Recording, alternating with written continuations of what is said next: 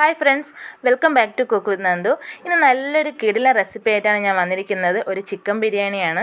അപ്പം വീഡിയോ ഒന്ന് സ്കിപ്പ് ചെയ്യാതെ ഒന്ന് കണ്ടു നോക്കണേ പ്ലീസ്. അതിന് വേണ്ടി ഞാൻ നേരത്തെ കാണിച്ച ഗ്ലാസ്സിന് 2.5 ഗ്ലാസ് അരി എടുത്തിട്ടുണ്ട്. ഇത് ചെറിയ ബിരിയാണി റൈസാണ്. അപ്പം ഗ്ലാസ് അളന്നെടുക്കുന്നത് അതിലൊഴിക്കേണ്ട വെള്ളം ഒന്ന് അളക്കാൻ വേണ്ടിയാണ്. ഗ്ലാസ്സിൽ ഞാൻ പറഞ്ഞത് ഏത് ഗ്ലാസ്സിനാണോ നമ്മൾ അരി എടുക്കുന്നത് ആ ഗ്ലാസ്സിനനുസരിച്ചാണ് വെള്ളം ചേർക്കാനുള്ളത്. അതിനുശേഷം ഞാൻ അരി ഒന്ന് നല്ല വൃത്തിയായിട്ടൊന്ന് കഴുകിയതിന് ശേഷം അതൊന്ന് സോക്ക് ചെയ്യാൻ വേണ്ടി മാറ്റി വെച്ചിട്ടുണ്ട്. ഇതിപ്പോൾ 1/2 കിലോ ചിക്കൻ ഉണ്ട്. ഞാൻ അതൊന്ന് കഴുകി വൃത്തിയാക്കി വെച്ചിട്ടുണ്ട്. അതിന് ശേഷം നമുക്ക് ഒരു 3 മീഡിയം സൈസ് സവാള ഞാൻ എടുത്ത് കട്ട് ചെയ്ത് വെച്ചിട്ടുണ്ട്. അതിൻ്റെ കൂടെ തന്നെ ഒരു 2 തക്കാളിയും കുറച്ച് എൻ്റെ കയ്യിൽ ഒരു 2-3 ക്യാരറ്റ് ഉണ്ടായിരുന്നു, അതും കൂടെ കട്ട് ചെയ്ത് വെച്ചിട്ടുണ്ട്. ഇല്ലെങ്കിൽ വേണ്ട. പുതിന ഇല ഉണ്ട്, കുറച്ച് പുതിന ഇലയും പിന്നെ ഇഞ്ചി വെളുത്തുള്ളി പച്ചമുളകിൻ്റെ ചതച്ചെടുത്തതാണ്. അത് പച്ചമുളക് 4 ഞാൻ എടുത്തിട്ടുണ്ട്. ഈ ബിരിയാണിക്ക് പച്ചമുളകിൻ്റെ എരിവാണ് കൂടുതലും വരുന്നത്. അതുകൊണ്ട് തന്നെ നിങ്ങൾ പച്ചമുളകിൻ്റെ എണ്ണം കൂട്ടി കൊടുക്കുക. ഒരു 8-10 വേണമെങ്കിൽ ചേർത്ത് കൊടുക്കുക. ഞാനിവിടെ മക്കൾക്ക് കൊടുക്കുന്നതുകൊണ്ടാണ് എരിവ് ഒന്ന് കുറച്ച് വെച്ചത്. അതിനുശേഷം ഞാനൊരു കുക്കർ ഗ്യാസ് വെച്ചിട്ടുണ്ട്. അതൊന്ന് ചൂടായപ്പോൾ നെയ്യ് ചേർത്ത് കൊടുത്തു. അതിൻ്റെ കൂടെ തന്നെ ഓയിലും കൂടെ ഞാനൊന്ന് ചേർത്ത് കൊടുക്കുന്നുണ്ട്. കുക്കറിൽ തന്നെ വയ്ക്കണമെന്നില്ല, നമ്മൾ നോർമൽ ബിരിയാണി ഉണ്ടാക്കുന്ന പാത്രത്തിൽ വേണമെങ്കിലും വയ്ക്കാം, കുഴപ്പമൊന്നുമില്ല. ഈ മെത്തേഡിലൊന്ന് ചെയ്ത് നോക്കിയാൽ മതിയാകും. അതിനുശേഷം ഞാൻ കുറച്ച് പെരിഞ്ചീരകം ഒന്ന് ചേർത്ത് കൊടുക്കുന്നുണ്ട് കേട്ടോ.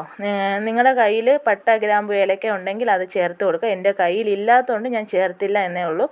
അതിനുശേഷം നമ്മൾ ചതച്ച് വെച്ചിരിക്കുന്ന ഇഞ്ചിയും വെളുത്തുള്ളിയും പച്ചമുളകും കൂടെ അതിലിട്ട് കൊടുത്തതിന് ശേഷം ജസ്റ്റ് അതൊന്ന് പച്ചമണം മാറുന്ന വരെ ഒന്ന് ഇളക്കി കൊടുക്കാം. അതിനുശേഷം നമ്മൾ എടുത്ത് അരിഞ്ഞു വെച്ചിരിക്കുന്ന സവാള ഉണ്ടല്ലോ, സവാളയും കൂടെ അതിലോട്ട് ഇട്ട് കൊടുത്തിട്ട് നല്ല ഇഞ്ചിയുടെയും പച്ചമുളകിൻ്റെയൊക്കെ ഒരു ഫ്ലേവർ സവാളയിൽ വരത്തക്ക വിധം നല്ല വൃത്തിയായിട്ടൊന്ന് ഇളക്കി കൊടുക്കാം. ഒന്ന് ജസ്റ്റ് ഒന്ന് ഇളക്കിയാൽ മതി, നല്ല വാടി കിട്ടേണ്ട ആവശ്യമില്ല. അതിനുശേഷം നമ്മൾ എടുത്തു വെച്ചിരിക്കുന്ന തക്കാളിയും ക്യാരറ്റും പുതിന ഇലയും എല്ലാം കൂടെ ഇതിൽ അപ്പം തന്നെ ചേർത്ത് കൊടുക്കാം. നല്ല വൃത്തിയായിട്ട് ഉള്ളി വഴണ്ടി വരേണ്ട ആവശ്യമൊന്നുമില്ല. അതിനുശേഷം നമ്മൾ ഇതെല്ലാം ചേർത്ത് അതും കൂടെ ചേർത്തതിന് ശേഷം നല്ല വൃത്തിയായിട്ടൊന്ന് ഇളക്കി കൊടുക്കാം. പുതിനയിലയും മല്ലിയിലയും ഇതിൽ മസ്റ്റാണ്. കാരണം ബിരിയാണിക്ക് കൂടുതൽ ഒരു ഫ്ലേവർ കൊടുക്കുന്നത് പുതിനയിലയും മല്ലിയിലയാണ്. അപ്പം ഈ മല്ലിയിലയും പുതിനയിലയും ഇടുമ്പം തന്നെ ഒരു പ്രത്യേക ഒരു മണമാണ്. അതുകൊണ്ടാണ് പറഞ്ഞത്, മസ്റ്റായിട്ട് അത് രണ്ടും വേണം. അതിനുശേഷം ഞാനത് മല്ലിയില ഇടാൻ മറന്നു, അതുകൊണ്ടാണ് പിന്നെ എടുത്ത് ഞാൻ ഇട്ട് കൊടുക്കുന്നുണ്ട്. മല്ലിയില ഇട്ടതിന് ശേഷം വീണ്ടും ജസ്റ്റ് ഒന്ന് ഇളക്കി കൊടുക്കുന്നുണ്ട്. അതിനുശേഷം നമുക്ക് ഇതിൽ പൊടികളൊക്കെ ചേർത്ത് കൊടുക്കാം. ഇതിലാദ്യം ഞാൻ മഞ്ഞൾപ്പൊടിയാണ് ചേർത്ത് കൊടുക്കുന്നത്. മഞ്ഞൾപ്പൊടി കുറച്ച് കൂടുതലാണ് ചേർത്ത് കൊടുക്കുന്നത്, ഒരു 1/2 ടീസ്പൂണോളം ചേർത്ത് കൊടുക്കുന്നുണ്ട്. അപ്പം നിങ്ങളുടെ റൈസിനനുസരിച്ച് നിങ്ങൾ പൊടികളൊന്ന് ചേർത്ത് കൊടുക്കണം. ഞാൻ കുറച്ചേ എടുത്തിട്ടുള്ളൂ, അതുകൊണ്ടാണ് കുറച്ച് പൊടികൾ ചേർത്ത് കൊടുക്കുന്നത്. അത് കഴിഞ്ഞ് ഒരു 1/4 ടീസ്പൂൺ ചിക്കൻ മസാല ചേർത്ത് കൊടുക്കുന്നുണ്ട്. അതുപോലെ തന്നെ ഒരു 1/4 ടീസ്പൂൺ ഞാൻ ഗരം മസാലയും ചേർത്ത് കൊടുക്കുന്നുണ്ട്. ഒരു 1/2 ടേബിൾ സ്പൂൺ ഞാൻ മുളക് പൊടി ചേർത്ത് കൊടുക്കുന്നുണ്ട്. അപ്പം ഞാൻ പറഞ്ഞല്ലോ ചിക്കൻ്റെ അളവ് കുറവാണ്, അതുകൊണ്ടാണ് ഇത്ര എരിവ് ഞാൻ ചേർത്ത് കൊടുക്കുന്നത്.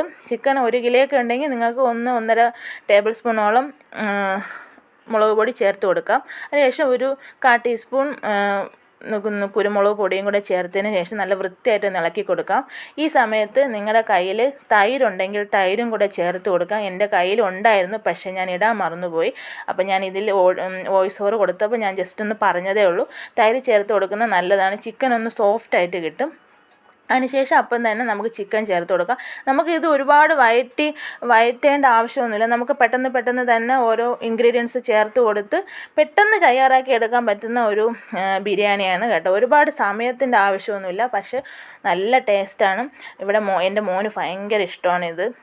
അതുകൊണ്ടാണ് ഞാൻ പ്രത്യേകിച്ച് അവന് വേണ്ടി മാത്രമാണ് ഇത് ഉണ്ടാക്കുന്നത്. അപ്പം നമ്മൾ അത് ചിക്കനും കൂടി ഇട്ട് നല്ല വൃത്തിയായിട്ട് ഇളക്കിയതിന് ശേഷം നമ്മൾ എടുത്ത് വെച്ചിരിക്കുന്ന റൈസ് ഉണ്ടല്ലോ, ആ റൈസ് ഞാൻ ആ വെള്ളത്തിൽ നിന്ന് മാറ്റി ഇതിലോട്ട് ഇട്ട് കൊടുക്കുന്നുണ്ട്.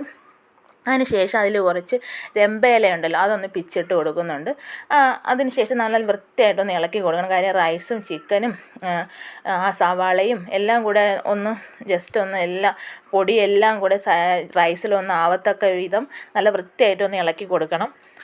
അതിനുശേഷം ഞാൻ അപ്പുറത്തെ അടുപ്പിൽ വെള്ളം തിളയ്ക്കാൻ വേണ്ടി വെച്ചിട്ടുണ്ട്. കാര്യം 1 ഗ്ലാസ് അരിക്ക് 1.5 ഗ്ലാസ് വെള്ളം എന്ന രീതിയിലാണ് ഇത് ഞാൻ എടുത്തിരിക്കുന്നത്.